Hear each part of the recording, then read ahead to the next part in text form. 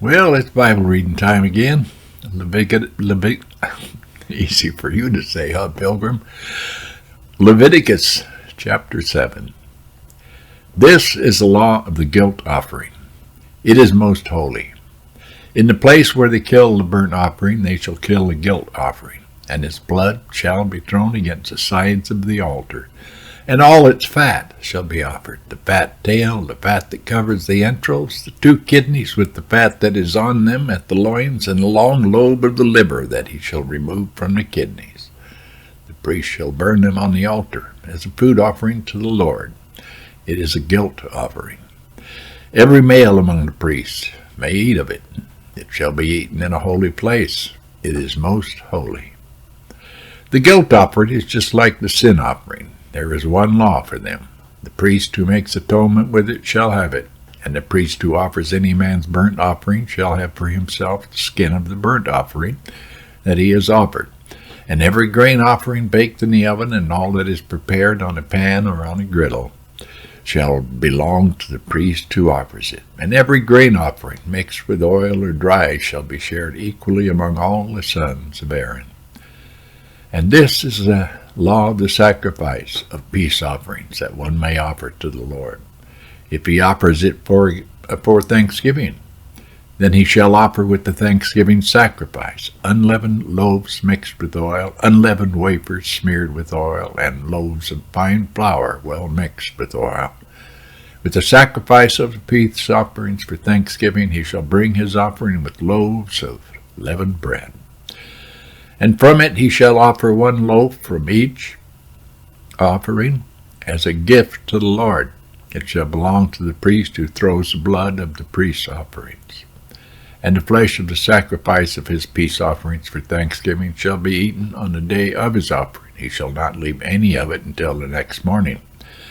But if the sacrifice of his offering is a vow offering or a free will offering, it shall be eaten on the day that he offers his sacrifice, and on the next day what remains of it shall be eaten. But what remains of the flesh of the sacrifice on the 3rd day shall be burned up with fire. If any of the flesh of the sacrifice of his peace offering is eaten on the 3rd day, he who offers it shall not be accepted, neither shall it be credited to him. It is tainted, and he who eats it shall bear his iniquity. Flesh that touches any unclean thing shall not be eaten. It shall be burned up with fire. And all who are clean may eat flesh, but the person who eats of the flesh of the sacrifice of the Lord's peace offerings, while an uncleanness is on him, that person shall be cut off from his people. And if anyone touches an unclean thing, whether human uncleanness or an unclean beast or any unclean, detestable creature, and then eats some flesh from the sacrifice of the Lord's peace offerings, that person shall be cut off from this people. The Lord spoke to Moses, saying, Speak to the people of Israel, saying, You shall eat no fat of ox or sheep or goat. The fat of an animal that dies of itself and the fat of one that is torn by beasts may be put to any other use, but on no account shall you eat of it. For every person who eats of the fat of an animal of which a food offering may be made to the Lord shall be cut off from his people.